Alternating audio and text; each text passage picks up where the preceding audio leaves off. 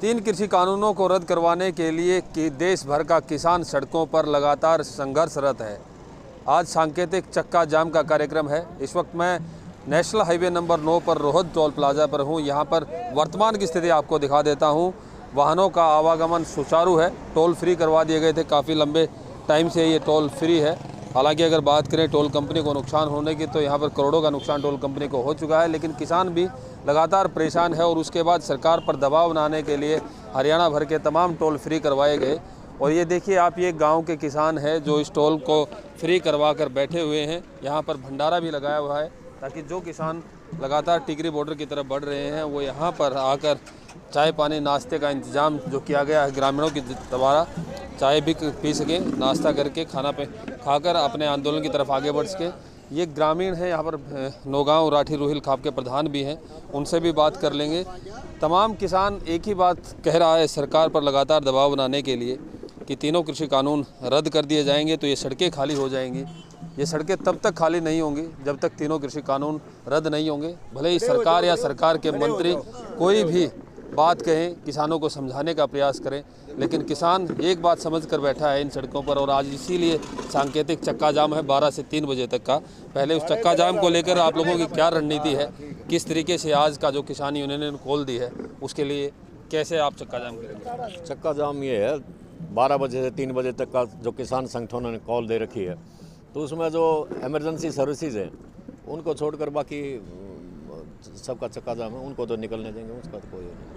और 3 बजे आप दोबारा से इस रास्ते हाँ 3 बजे फिर यहीं बैठ जाएंगे। ये तो बैठना तो ऐसा है, ये तो जब तक तीनों काले कानून वापस नहीं होंगे ना, और किसानियों ने हमारी जब तक कोई ऐसी कॉल नहीं दी तब तक हम ऐसे बैठे रहेंगे, उठने वाले नहीं। कल राज्यसभा में भी काफ़ी हंगामा हुआ। केंद्रीय कृषि मंत्री ने अपनी बात रखी कि वो बार बार पूछ रहे हैं, 3 काले कानून कह रहे हैं, लेकिन इनमें काला क्या है वो नहीं बताया जा रहा। उनको सब कुछ बता दिया गया है। ये देश को, लोगों को गुमराह करने की कोशिश है। विस्तार से सारी जो हमारी किसान यूनियन है सारी, वो 40 आदमी जो कमेटी है, उन्होंने पूरा विस्तार से पूरा समझा दिया गया है, राज्यसभा में भी लोकसभा में भी। और जो मीटिंग होती रहती है 11-12 दौर की जो मीटिंग हो चुकी है सरकार की और किसानों की, उनको पूरा विस्तार से समझा दिया गया। वे किसानों को ज़मीन जाने का डर है, कॉन्ट्रैक्ट फार्मिंग है, इसमें सजा का प्रावधान है, ये मंडी सिस्टम खत्म होने का प्रावधान है। तो उसमें कहाँ बेचेगा किसान अपनी फसल को? एमएसपी का कोई उसमें सारा सिस्टम खत्म हो जाएगा ना। उसको कानूनी जामा पहना रहे एमएसपी को। अब एमएसपी डिक्लेयर करने का क्या फ़ायदा है? अब 23 फसल हैं जिनकी एमएसपी है, लेकिन सिर्फ 6% इस देश का किसान एमएसपी पर फसल बेचता है अपनी फसल, और 3-4 फसल ये ऐसी है जिनका एमएसपी मिल जाता है, बाकी तो एमएसपी मिलता ही नहीं। कई प्रदेशों में तो बहुत से प्रदेश ऐसे हैं जिनमें मंडी सिस्टम ही नहीं है, मंडी नहीं, कोई सरकारी खरीद नहीं होती, सब ये प्राइवेट ये बिचौलिया ये खरीदते हैं हर जगह। आपने बताया कि जिस तरीके डर है कि ज़मीन चली जाएगी, मंडियाँ ख़त्म हो जाएगी, एमएसपी नहीं मिल रहा, तो ये बीच के रास्ते संशोधन की तरफ नहीं बढ़ सकते? क्योंकि सरकार कहती है कि जो भी आप लोगों के डर है वो दूर कर देंगे, जैसे आपने बताया 3-4 डर। ऐसा है, ये बीच का रास्ता, इसमें कोई रास्ता नहीं होता। सरकार की मंशा होती है, एक बार को चल के उसमें फिर अपना एजेंडा ले आती है, हर एक सरकार ऐसा करती है। तो बीच का रास्ता कोई नहीं। जब तक 3 काले कानून वापस नहीं होते तब तक किसान वापस हटने वाला नहीं है, बिल्कुल भी नहीं हटेगा। तो क्यों नहीं बात बन रही ताऊ? लगातार 73-74 दिन से आप लोग सड़कों पर बैठे हैं, क्या वजह है, क्यों नहीं बात? वजह तो यही है कि भैया जो भी लोग हैं अपना हक मांग रहे हैं, इनका हक दे देना चाहिए गवर्नमेंट ने, और क्या चाहिए इन्हें? तो गवर्नमेंट क्यों नहीं दे रही है? वो तो गवर्नमेंट से पूछ रहे क्यों नहीं दे रही है? बताओ क्यों नहीं? हमारे क्या, वो तो दूसरों में बेच रही है, जो बड्डे कराने के हैं, जो बड्डे उनको दे रही है, पूंजीपतियों को। पूंजीपतियों का पोषण हो रहा है और किसानों का शोषण हो रहा है, यही बात लगातार किसान कर रहे हैं। जो और भी किसान हमारे साथ हैं, आप बताइए कि लगातार आप लोग संघर्ष कर रहे हैं, लगातार रणनीति भी बदल रहे हैं। दिल्ली के लाल किले पर भी गए, घटनाक्रम हुआ, दुख भी हुआ लोगों को। आप लोग क्या मानते हैं, वो घटनाक्रम ठीक था? तो हम यहाँ इकट्ठे हुए हैं, किसान जो इकट्ठे हुए हैं, जो अपने जो आज का जो हड़ताल का जो प्रावधान है वो इसलिए है कि हमारी जो मांगे हैं, किसानों की जो 3 कानून के खिलाफ जो मांगे हैं उनको पूरा किया जाए, और शांतिपूर्ण ये हमारा बंद होगा। और किसान मतलब सरकार से हमारा आग्रह है कि इन 3 कानूनों को बदल कर या इनको वापस ले, और किसानों को कृषि कानूनों को वापस लिया जाए। एक ही डिमांड, बार बार सरकार और किसान नेताओं के बीच बातचीत भी हुई, 12 दौर की बातचीत होगी, लेकिन उसके बाद बातचीत बंद है। ऐसे में समाधान कैसे निकल पाएगा? मैं प्रीत सिंह, किसान सभा का राज्य उपाध्यक्ष।